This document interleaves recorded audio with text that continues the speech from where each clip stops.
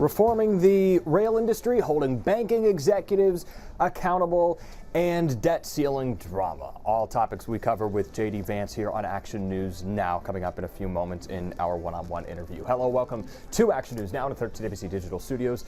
I'm Josh Croup. The senator among a group of bipartisan lawmakers in Congress leading effort to try and hold the rail industry accountable, to try and enact changes after what happened in East Palestine a few months ago. Senator Sherrod Brown, a Democrat of Ohio, also among those who are leading efforts. Passed a clear hurdle recently, now heads to the full Senate floor. There are some within the Republican Party, Vance's own party, including Senator Ted Cruz of Texas, who have criticized this measure. Vance is going to respond to that. He's going to say why he thinks he's confident that this gets out of the Senate, and the other hurdle that he really sees as a big problem here. But we want to start with interviewing the senator about and asking the senator about the debt ceiling drama. Of course, President Biden met with congressional leadership yesterday. The Republican of Ohio, J.D. Vance, has been very critical of the president for not sitting down and having these talks with members of Congress, as we take you out live to Capitol Hill right now here on this Wednesday.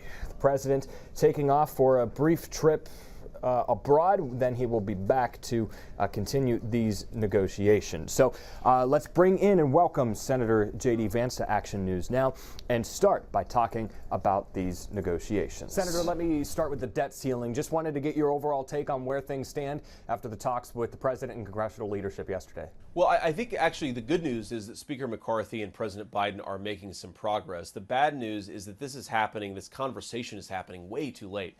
If you go back a couple of months ago, House Republicans were advancing an agenda, advancing a plan.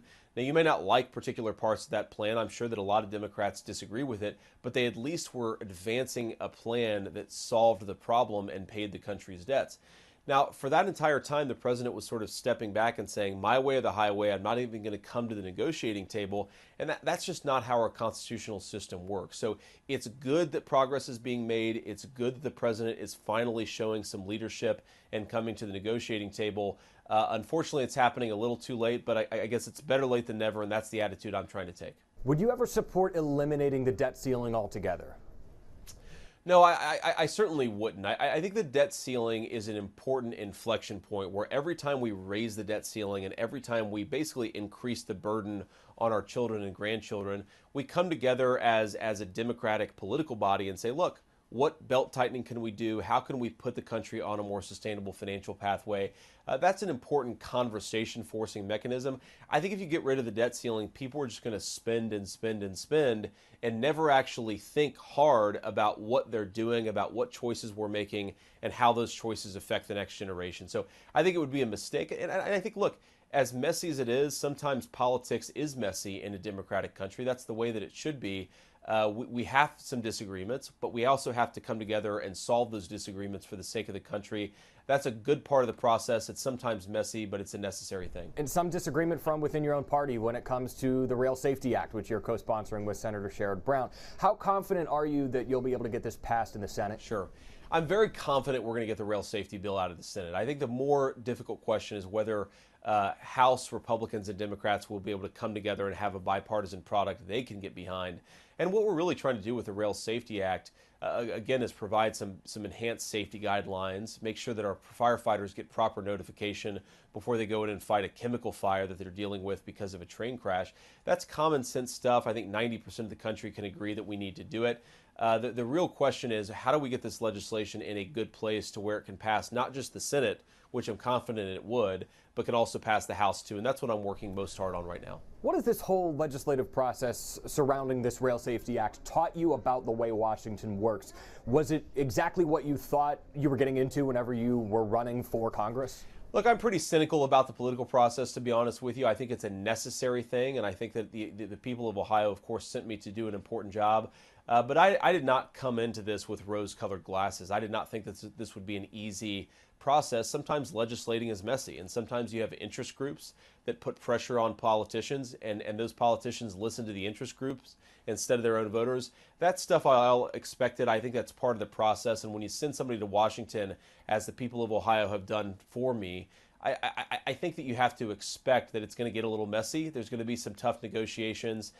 So I haven't learned anything that I didn't expect coming into the process. What I've learned is that sometimes politics is messy, and unfortunately, the job is messy. But that's part of the job, and to do it well, you've got to be willing to make those trades and make those negotiations, and really get in there and advocate for your constituents. That's the job that people elected me to do.